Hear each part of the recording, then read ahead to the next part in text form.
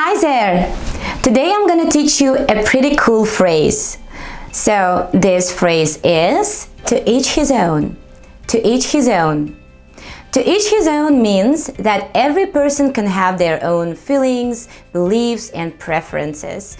Of course, we should respect them. To each his own переводится как каждому своё или же о вкусах не спорят. Ал қазақшаға to each his own талғамда талас жоқ болып аударылады. For example, I like dancing, but to each his own. She's like, I hate this place sucks, F you, bah! And I'm like, oh my goodness. I'm like, what is wrong with this woman? I'm like, does she not realize I made like a feng shui thing here? Like this energy is just not good for what I have going on.